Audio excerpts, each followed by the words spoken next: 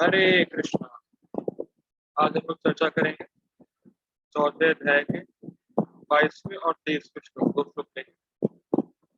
ठीक है, पढ़ते हैं।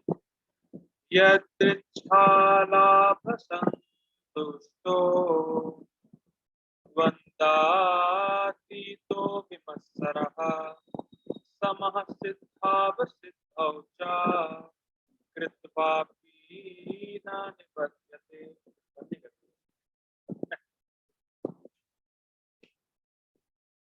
हरे कृष्ण।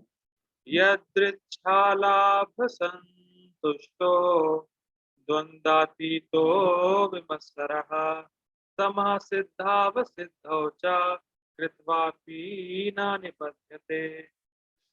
बड़ा ही अच्छा श्लोक है ये, और टाइटल हमारा ये है कि जो कर्म फल से मुक्त हो चुका है पूरी तरीके से, उस व्यक्ति के क्या लक्षण। Symptom of a liberated person कह सकते हैं, लिबरेटेड पर्सन जो कर्म फल से मुक्त हो चुका है पूरी तरीके से। हरे कृष्णा। क्या हुआ कुछ आ रहा है ना, देखा ना, पता नहीं क्या हो गया। स्टार्टिंग करने से पहले ही माया का अटैक। देखिए, हम लोग कर्म फल मिल रहा है, हम लोग कर्म फल से मुक्त नहीं है। कृष्ण हमारी परीक्षा ले रहे हैं, हम लोग कर्म फल से मुक्त नहीं। चर्चा करने वाले ऐसे व्यक्ति की जो कर्म फल से मुक्त है, लेकिन हम लोग कर्म फल से मुक्त नहीं। ठीक है, बड़ा स्पष्ट है अर्थ। यदृच्छा लाभ संतुष्टो, जो लाभ अपने आप प्राप्त हुआ है प्रारब्ध से, उसमें व्यक्ति संतुष्ट रहता है। यदृच्छा, यदृच्छा मतलब स्वतः होने वाला लाभ, जो अपने आप लाभ उसको हुआ है या उसको कोई वस्तु प्राप्त हुई है प्रारब्ध से, तो वो उसी में संतुष्ट रहता है। द्वंद्वातीतो, जो द्वंद्व से परे हो चुका है, जो सुख दुख लाभ हानि से परे। विमत्सरः, किसी से द्वेष नहीं करता है, या ऐसा कह सकते हैं कि दूसरे के उत्कर्ष को सहन ना कर पाए, उसको बोलते हैं मात्सर्यता। रिपीट कर रहा हूँ। विमत्सरः मतलब जो ईर्ष्या रहित है, जो किसी से द्वेष नहीं करता। और मात्सर्य का मतलब है जो दूसरे के उत्कर्ष को, मतलब जब दूसरा कोई प्रगति कर रहा है उसको सहन ना कर पाना, उसको बोलते हैं मात्सर्यता। हम लोग भागवत में भी पढ़ेंगे 1.1.2 में। क्या है? धर्मा प्रोचितो कैटवोत्र परमो निर्मत्सराणा। निर्मत्सर, जो मत्सर, जिसमें मत्सरता नहीं।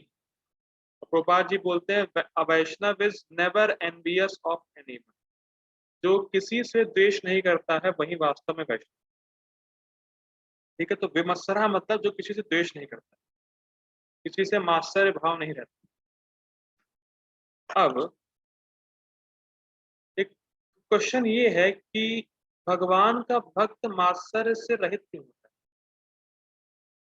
जो भगवान का भक्त है उसमें कोई मात्सर्यता क्यों नहीं?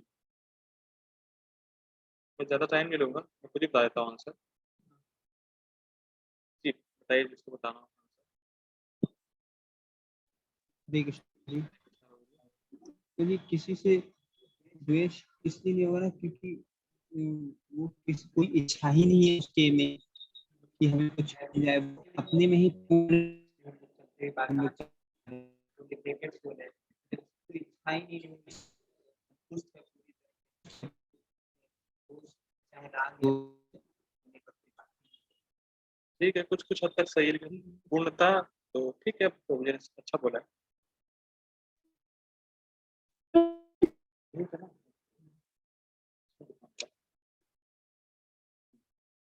तो भगवान का भक्त क्यों मात्सर्य?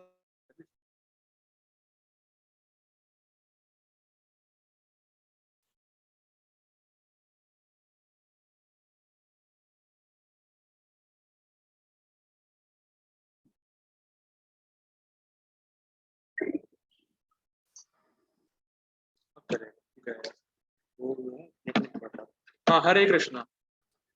सॉरी डिस्टर्बेंस के लिए। देखिए, भक्त जो होता है मात्सर्य से रहित होता है, क्योंकि प्रभु जी ने जैसा बताया कि उसको इस जगत में भोग की कोई इच्छा रहती नहीं, और इसीलिए वो रहता है free from competitive sense gratification. ये प्रभुपाद जी शब्द यूज करते हैं, free from competitive sense gratification. इस जगत में होड़ लगी हुई इंद्रिय तृप्ति। आप देखते हैं किसी को ज्यादा भोग प्राप्त है तो आप सोचते हैं मुझे से ज्यादा प्राप्त या इसके बराबर प्राप्त, मुझे ये मिल जाए। किसी ने अच्छे ब्रांडेड ब्रांडेड क्लोथ पहन रखे हैं तो काश मैं भी ऐसा पहनूं। किसी के पास BMW है, काश मेरे पास भी BMW हो। तो ये सब जो भौतिक इंद्रिय तृप्ति की जो कंपटीशन लगा हुआ है, होड़ लगी हुई है कि इसको इतना प्राप्त हो, मुझे इससे ज्यादा प्राप्त हो या इसके बराबर प्राप्त। अच्छा, एक इंटरेस्टिंग बात ये है कि मान लीजिए आप, हाँ ये भी पॉइंट है, देखिए बड़ा इंटरेस्टिंग, अगर आप किसी के पास बहुत सारा रुपए देखते हैं तो फिर आप उसके बाद क्या सोचते हैं?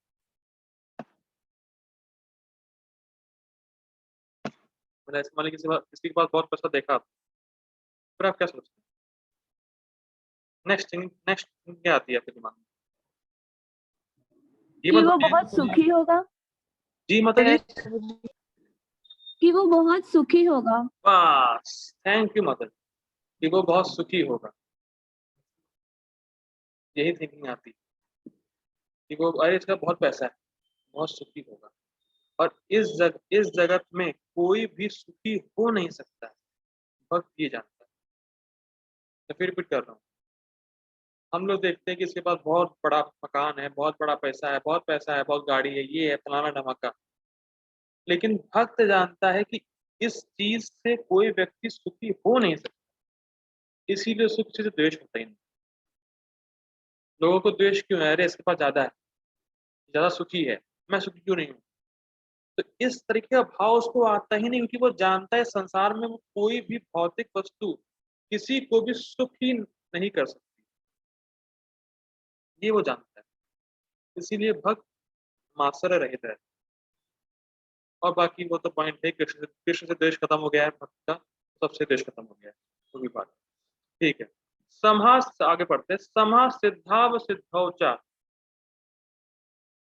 देखिए, इस जगत में जो भी हम कार्य करते हैं तो क्या जैसा हम चाहते हैं हमेशा वैसे रिजल्ट आता है क्या?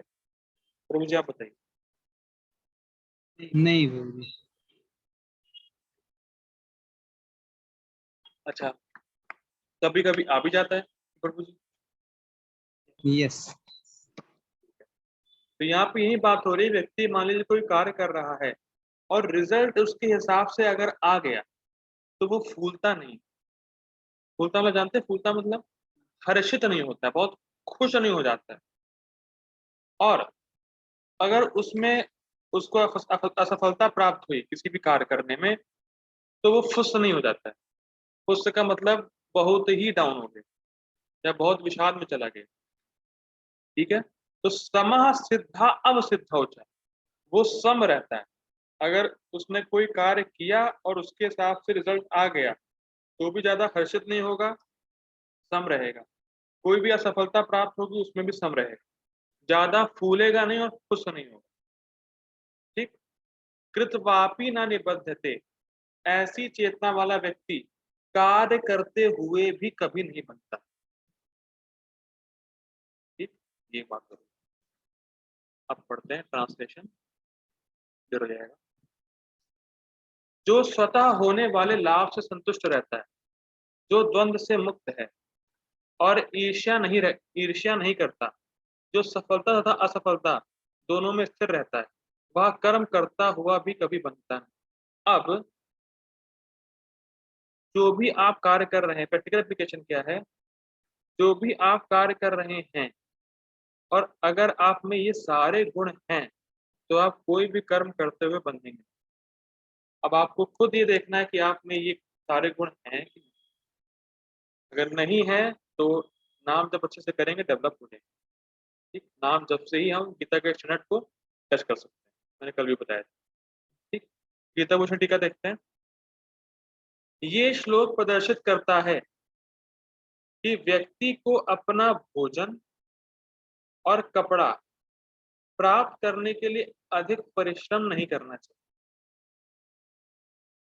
अधिक क्यों लिखा है भाई? बिल्कुल क्यों नहीं लिखा है भाई? कुछ तो करना पड़ेगा ही।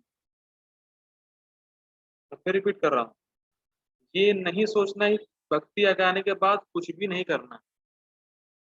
अधिक लिखा है, यहाँ बिल्कुल नहीं लिखा। कि कुछ तो करना पड़ेगा ही। ये नहीं कि कोई कपड़ा आपको आके पहना देगा, ठीक, या कोई आके मुंह में आपको खाना खिला देगा।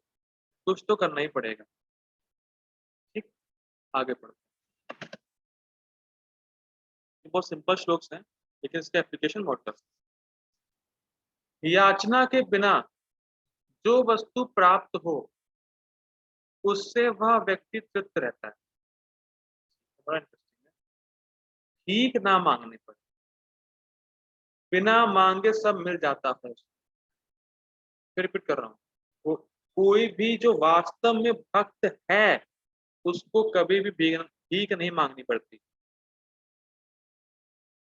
तो फिर रिपीट करो, जो भी भक्त है, वास्तव में जो भक्त है, कृष्ण की भक्ति कर रहा है, 16 माला कर रहा है, 4 नियम का पालन कर रहा है। प्रभुपाद जी ने स्पष्ट कह दिया, जो 16 माला करेगा, 4 नियम का पालन करेगा, वो कभी भी भूखा मर ही नहीं सकता। या ऐसा कोई दिन होगा नहीं कि उसके पास खाने में कुछ ना हो। ये इम्पॉसिबल है, प्रभुपाद जी ने कहा। और हम लोग देखते भी हैं कि जो मंदिर के ब्रह्मचारी हैं, बढ़िया खूब खाना पीना मिल रहा है, कोई कुछ नहीं कमा रहा फिर भी खाना पीना हो रहा है। तो बिना मांगे सब मिलता है, लेकिन जितना जरूरी है उतना मिलेगा। ये नहीं कि आप मुझे गाड़ी नहीं दी, किसी BMW नहीं दी, वो आवश्यकता नहीं। जितनी आवश्यकता है उतना तो आपको मिलेगा ही मिलेगा, और उसी में संतुष्ट रहता है। ठीक, अब ये होता क्या है, प्रोसेस होता कैसे, देखिए बड़ा इंटरेस्टिंग है। जब आप भगवान की सेवा करने का प्रयास करते हैं, भगवान की वाकई में भक्ति करते हैं, वाकई भक्ति मतलब कृष्ण को प्रसन्न करने के लिए करते हैं, तो लोग आपसे प्रेम करने लगते हैं। ये भक्ति का लक्षण ही है। हम सबको प्रभुपाद जी से प्रेम है, लेकिन हम लोग मिले तो नहीं प्रभुपाद जी से। तो क्यों है? क्योंकि वो शुद्ध भक्त। तो जो वाकई में कृष्ण की सेवा करना चाहता है, कृष्ण की प्रसन्नता के लिए करता है, तो सारे जितने भी लोग हैं वो उस व्यक्ति से प्रेम करने लगते हैं। ये लक्षण ही है। तो वो प्रेम कहाँ से आ रहा है? वो प्रेम भगवान से आ रहा है। भगवान किसी को भी प्रेरणा बना के भक्त की आवश्यकता को पूरी करा ही दें। ये प्रोसेस है। इसीलिए भक्त को कभी कुछ नहीं मांगना पड़ता, याचना नहीं करनी पड़ती। स्वतः ही उसकी सारी आवश्यकता पूरी करेंगे ही कृष्ण, लेकिन आवश्यकता पूरी करेंगे। अब आप बहुत बड़े बड़े सपने लिए हैं, तो ये तो करना ही नहीं है। इसीलिए बद्ध भूषण लिख रहे हैं, अधिक परिश्रम नहीं करना चाहिए। जितना जरूरी है उतना आपको तो भगवान दे ही देंगे। ठीक? आगे बढ़, वह शीत उष्ण इत्यादि द्वंद्वों को सहन करता है। ये बड़ा इंटरेस्टिंग। सहन करता है तो मतलब क्या है कि भाई हम धूप में जाके खड़े हो जाएं गर्मी में, सहन करें उसको, और क्या क्या मतलब है यहाँ पर? या मान लीजिए ठंड में स्वेटर वेटर ना पहने, ठंड में बढ़िया बाहर निकल जाए कुर्ते पजामे में, पतले कपड़े में, सहन करें उसको। शीत उष्ण इत्यादि द्वंद्वों को सहन करता है, इसका मतलब क्या है कि मैं बाहर धूप में जाके खड़ा हो जाऊं, सहन करूं उसको? तो भगवान तो कह रहे हैं द्वंद्वों को सहन करो। क्या मतलब, सहन करने का मतलब क्या है? यह सुख दुख की बात हो रही है। ना, सुख दुख की बात नहीं, शीत उष्ण की बात हो रही है। शीत उष्ण प्रभु की जी, बात हो रही है। मतलब मुझे मतलब जैसे नहीं सहना है, राग को सहन का है। और परिवार बोले कि बहुत ही बढ़िया, तो उससे मेरे को ना होगा। मैं कुछ कुछ समझ रहा हूँ, सही आंसर बता रही है माता जी, आप टाइप कर दीजिए। मैं कुछ कुछ समझ रहा हूँ, आप सही ट्रैक पर है, उतना मुझे लग रहा है। आप टाइप कर दीजिए जिससे कि मैं जान जाऊँ क्या कहना चाहती हूँ।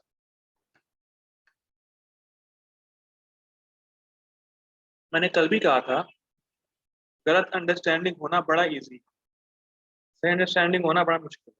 तो मान लीजिए कोई पढ़े, सहन करना चाहिए बस, भगवान ने कहा सहन करना है, अब मैं धूप में जाऊंगा, बढ़िया खड़ा रहूंगा और कल हॉस्पिटल में।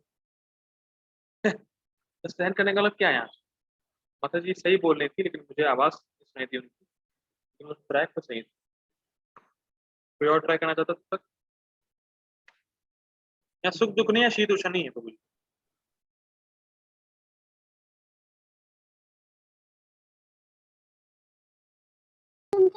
प्रभु जी, इससे विचलित नहीं होना चाहिए। बस, अरे हरी बोल। आज स्नेहा माता जी तो कमाल कर रही है। हरी बोल, यही बात है। कुछ कुछ माता जी ने कुछ पॉइंट पकड़ लिया है, देखिए बड़ा इंटरेस्टिंग। शीत उष्ण मतलब वो इनसे विचलित नहीं होता। ऐसा नहीं है कि भक्त को ठंड नहीं लगती, गर्मी नहीं लगती, लेकिन वो दोनों ही समय में भक्ति करना नहीं छोड़ता, ये मतलब है। ये नहीं कि हाँ ये हाँ, वो भक्ति करना नहीं छोड़ता। यहाँ पे ये सहन करने की बात है। ये नहीं कि हाँ ठीक गर्मी है, ठंड है, तो भाई हम खूब एक्सट्रीम गर्मी में जाएंगे, सहन करेंगे। ये मतलब ये मतलब नहीं। यहाँ पे ये वो उनसे विचलित नहीं होता और भक्ति करना नहीं छोड़ता। चाहे ठंड हो, चाहे सुबह उठने में चाहे बहुत भी वो ठंड में सुबह 4 बजे बहुत ठंड हो, लेकिन उठना उठना नहीं छोड़ेगा, वो उसको सहन करेगा। जो भक्ति के लिए आवश्यक है उतना सहन करता है। और हमें प्राउड नहीं होना चाहिए कि देखिए हम कितना सहन कर रहे हैं। इस समय भी रेगिस्तान में हमारे जो देश के सैनिक हैं वो खड़े हुए हैं और वो हमसे अधिक सहन कर रहे हैं। तो फिर रिपीट कर रहा हूँ, वो हमसे हमसे अधिक सहन कर रहे हैं, लेकिन कुछ चंद पैसों के लिए और देश। और ये टफ, ठीक है, रिपीट कर रहा हूँ, वो हमसे अधिक सहन कर रहे हैं, लेकिन अभी भी बॉडली कॉन्सेप्ट नहीं। लेकिन हम लोग इतना भी सहन नहीं कर सकते, और जो हमारा लक्ष्य है वो कितना बड़ा है भगवान के पास, तो थोड़ा बहुत तो सहन करना ही है, हमें उनसे कम करना है। ये पॉइंट, ठीक। आगे बढ़े। जो उसके प्रति उपद्रव करते हैं उनके प्रति वह बैर भाव नहीं रखता। ये कितना कठिन, कितना मुश्किल है। कुछ भी आपको कुछ अपमान कर दे, तुरंत मन में ही आता है, अरे ये खराब आदमी, जानता क्या है मेरे में। या अगर कोई भी करेक्शन दे आपको, तो मन कितना वो हो जाता है कि ये कौन होता है बोलने वाला, मैं कुछ भी करूं। ये बहुत मुश्किल है। ये मतलब हम लोग पढ़ रहे हैं ये गुण, लेकिन हम लोग को डेवलप करना है। ऐसा नहीं कि हम लोग के पास है। कुछ भी उपद्रव करते हैं, मतलब कुछ भी उल्टा सीधा आपको बोले या आपके साथ कुछ गलत व्यवहार करें, तो तुरंत मन में बैर भावना आती है कि अरे यार ये कैसा आदमी, इससे आज के बाद कभी नहीं मिलूंगी, कभी नहीं मिलूंगा, इससे आज आज से हमारी तुम्हारी दोस्ती खत्म, जो भी इस तरीके से जो भी है, तुरंत मन में बैर आता।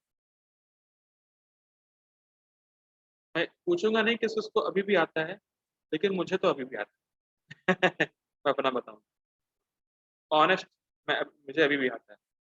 कोई मुझे क्वेश्चन देगा तुरंत, जानता नहीं मेरे बारे में, ये अरे यार ये कौन होता है बोलने में। तो ये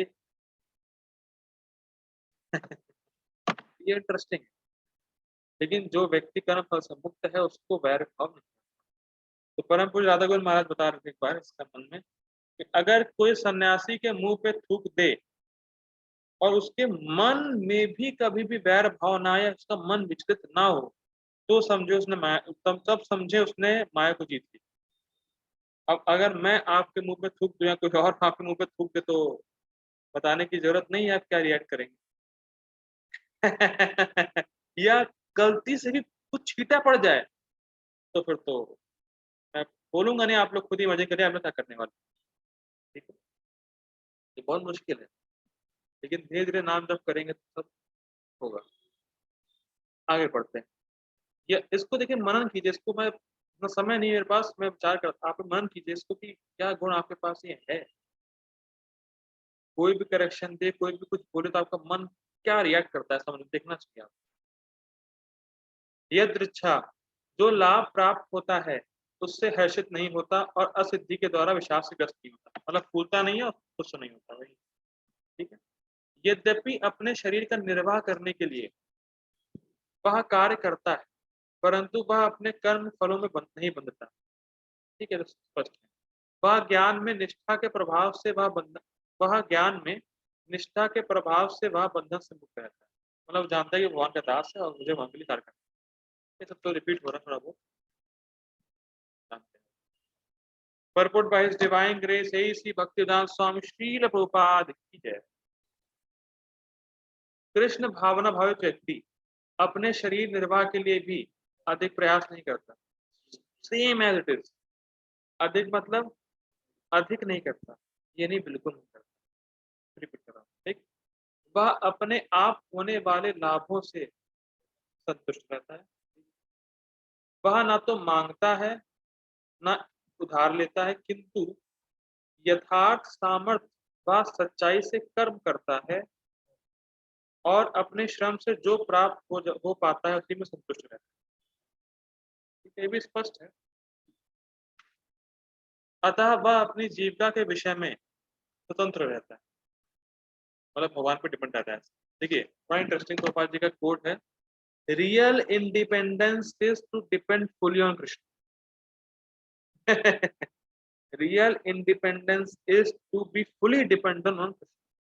तो वही गोपाल जी बात कर रहे हैं। ठीक है, अब बड़ी ही इंटरेस्टिंग लाइन आने वाली, इसको ध्यान से सुनिएगा। और ये बहुत लोगों को कंफ्यूजन रहता है, और मेरा भी था जब मैं स्टार्टिंग में आया था, तो आप लोगों का भी हो। बहुत सुनिएगा ध्यान से। अगली लाइन गोपाल जी बहुत ही जबरदस्त लिख रहे हैं। वह अन्य किसी की सेवा करके कृष्ण भावना अमृत संबंधी अपनी सेवा में व्यवधान नहीं आने देता। देखिए आप लोगों ने पढ़ा होगा कभी ना कभी, लेकिन इस पर ध्यान नहीं दिया होगा। मैं फिर रिपीट कर रहा हूँ लाइन को। वह अन्य किसी की सेवा करके कृष्ण भावना अमृत संबंधी अपनी सेवा में व्यवधान नहीं आने देता।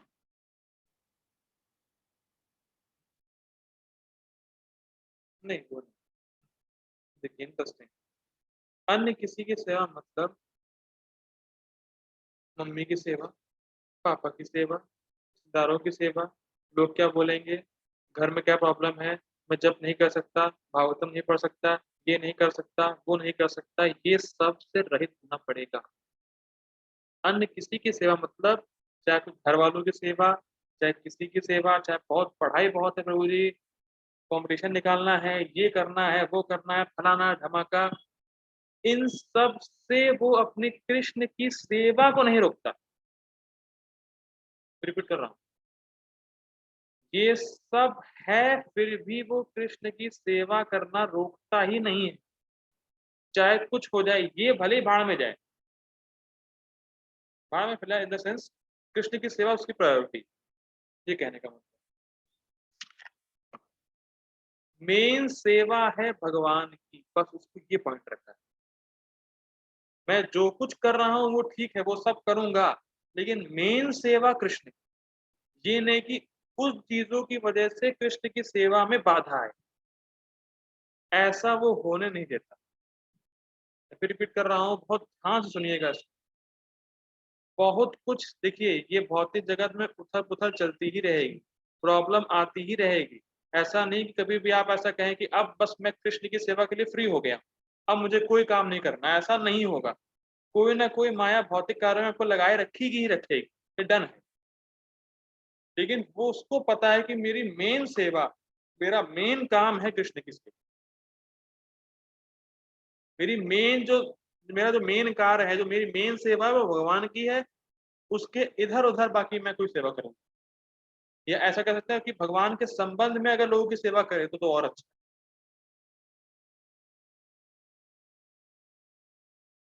ठीक है, भगवान के संबंध में सेवा करे और लोगों की, वो ठीक है। लेकिन ये नहीं कि लोगों की सेवा करने के चक्कर में वो कृष्ण की सेवा छोड़ दे, या कृष्ण की सेवा में व्यवधान आ जाए या बाधा आ जाए, ऐसा नहीं होने देता। ये बहुत कान खोल के सुन लीजिए, बहुत कुछ आपकी लाइफ में हो सकता है, लेकिन मृत्यु के बाद जितनी कृष्ण की सेवा करी है वही काम में आने वाला है। और कोई भरोसा नहीं कि क्या पता आज ही आपको शरीर छोड़ना पड़े, क्योंकि मृत्यु की कोई एज नहीं होती। तो बी कॉन्शियस, आपको कृष्ण की सेवा मेन है आपके लिए। बाकी चीजें मैं नहीं कह रहा हूँ छोड़ना है, बाकी चीजें चलती रहेंगी, लेकिन मेन ये नहीं कि उनके चक्कर में कृष्ण की सेवा को आप निगलेक्ट करें, ये गड़बड़ है। ठीक, आगे बढ़ते हैं। किंतु देखिए आने आगे वही बात आ गई, किंतु भगवान की सेवा के लिए संसार की दैवता से विचलित हुए बिना कोई भी कर्म कर सकता है। भगवान की सेवा के लिए, ठीक, संसार की दैवता गर्मी सर्दी अथवा सुख दुख के रूप में अनुभव की जाती है, तो स्पष्ट। कृष्ण भावना भरित व्यक्ति द्वैतता से परे रहता है, क्योंकि कृष्ण को प्रसन्न करने के लिए वह कोई भी कर्म करने से झिझकता नहीं, स्पष्ट। अतः वह सफलता तथा असफलता दोनों में ही संभाव रहता है। ये थोड़ा समझने वाला। अतः देखिए, अतः है इसका मतलब देयरफॉर इंग्लिश में, इसका मतलब इसका लिंक है पिछले वाली लाइन। मैं इसको थोड़ा सा रिफ्रेम करता हूँ, पैराफ्रेज करता हूँ। कृष्ण कॉन्शियस व्यक्ति विचलित नहीं होता, वो सहन करता है। हमने पहले देखा था बलदेव देव की टीका में। अब वो कृष्ण को प्रसन्न करने के लिए कोई भी कर्म कर सकता है, ठीक। अब जब वो कर्म कर रहा है तो भक्त का उद्देश्य क्या है, कौन बताए? फिर रिपीट कर रहा हूं, कृष्ण कॉन्शियस पर्सन द्वैतता से परे, वो सुख दुख में विचलित नहीं हो रहा है, ठीक। हमने टीका में देखा, वो कृष्ण की सेवा करना छोड़ेगा भी नहीं, कृष्ण के लिए कर्म कर रहा है, और कोई भी कर्म कर सकता है, उसमें कोई इसको हेजिटेशन नहीं होता। लेकिन जब भक्त कृष्ण के लिए कार्य कर रहा है तो उसके पीछे उसका उद्देश्य क्या है, ये बताइए। फिर ये लाइन समझ में आएगी, सफलता सफलता वाली। तो मुझे कृष्ण प्रसन्न हो, माता जी, कृष्ण प्रसन्न हो। यस, कृष्ण प्रसन्न हो जाए, हरि बोल। अब तो स्मार्ट हो गए सब। कृष्ण की प्रसन्नता उसका उद्देश्य। तो जब भक्त कोई भी कार्य करता है तो उसका उद्देश्य कृष्ण की प्रसन्नता है, ना कि बाहरी सफलता असफलता। जैसे जटायु, रामायण में जब रावण सीता जी को ले जा रहा था तो जटायु जानता था कि मैं रावण को हराने में असमर्थ हूँ, लेकिन फिर भी जटायु ने पूरा प्रयास किया, लेकिन रावण को हरा नहीं पाया, फिर भी पूरा प्रयास किया। तो राम जी आके ये नहीं कहे, अरे बचा तो पाए नहीं तुम, काहे के जटायु, बचा कहाँ पाए तुम, तो ले गया रावण, तुम कोई काम का नहीं हो यार। जब भगवान ने ऐसा बोला तो नहीं बाबू जी। नहीं बोला। तो ये बात दिमाग खोल के घुसा लीजिए, भगवान रिजल्ट देखते ही नहीं है। भगवान एक ऐसे स्वामी है जो ना खुद रिजल्ट देखते हैं, और आपसे भी कह रहे हैं रिजल्ट मत देखो। ये बहुत इंटरेस्टिंग है। भगवान ऐसे स्वामी है जो कह रहे हैं ना तो तुम रिजल्ट देखो, ना मैं रिजल्ट देखता हूँ। लेकिन जो आजकल के जो सो कॉल्ड कंपनियां हैं, वो जो कॉर्पोरेट जॉब में है, वो तो जानते होंगे, कैसे भी रिजल्ट लेके आओ, कुछ भी करो रिजल्ट लेके आओ। लेकिन भगवान कहते हैं रिजल्ट ना तुम देखो ना मैं देखो, भगवान देखते हैं इंटेंशन, कि तुम ये क्यों कर रहे हो, भगवान ये देखते हैं। अगर सफलता असफलता बाहरी है वो ठीक है, लेकिन भक्त का उद्देश्य कृष्ण को प्रसन्न करना, और कृष्ण वही देखते हैं। तो भगवान हमारी इंटेंशन से प्रेम करते हैं, ये बात आप लोग घुसा दें। भगवान को रिजल्ट से कोई मतलब नहीं, और रिजल्ट तो भगवान के हाथ ही में है। भगवान इंटेंशन से प्रेम करते हैं कि हम क्यों कर रहे हैं, क्या हम ये कृष्ण को प्रसन्न करने के लिए कर रहे हैं। देखिए देखिए, हम लोग इतने आदी हो चुके हैं रिजल्ट के कि हम लोग भक्ति को समझ ही नहीं पाते कि क्या है इंटेंशन मेन है, रिजल्ट मेन ही नहीं है। देखिए, अगर आप गीता बांट रहे हैं, डिस्ट्रीब्यूशन कर रहे हैं, हो सकता है आपसे एक भी गीता ना बिके, या एक भी आप ना दे पाए किसी को। लेकिन अगर आप गीता बांट रहे हैं और इंटेंशन है कि मैं कृष्ण को प्रसन्न करूं, तो कोई भी गीता ना बटे आपसे, लेकिन फिर भी कृष्ण प्रसन्न है, क्योंकि इंटेंशन क्या है, कृष्ण को प्रसन्न करना। तो भगवान इंटेंशन से प्रेम करते हैं, बड़ा अद्भुत है। तो प्रभुपाद जी इसके संबंध में बोलते हैं बहुत अच्छी बात। Krishna conscious is so simple that you might miss it. मतलब कृष्णा कॉन्शियस इतना सिंपल है कि आप समझ नहीं सकते उसको, या कभी कभी मिस कर जाते हैं कि इतना सिंपल। ठीक है, तो Krishna conscious is so simple that you might miss it. तो हम भगवान को प्रसन्न करने का प्रयास कर रहे हैं, ना सफल ना असफल होने का प्रयास कर रहे हैं। ये बात हमेशा याद रखें। सफलता हो असफलता हो तो उसमें तो आप सम बने रहेंगे, वो गुण है हमारा। जो अगर अगर मतलब शुद्ध हो गए उसमें सफलता असफलता में तो सम बने रहेंगे। लेकिन इंटेंशन ये ही आएगा कि मुझे कृष्ण को पसंद करना, भगवान उसी से प्रेम करना। ये लक्षण तभी दिखते हैं जब कोई दिव्य ज्ञान में पूर्णता स्थित हो। ठीक है, तो स्पष्ट हो जाए। अब हम लोग ये श्लोक लेंगे। I request all of you to join again. ये बहुत छोटा श्लोक है, खत्म हो जाएगा 15-20 minute. Hare Krishna, please join again. Hare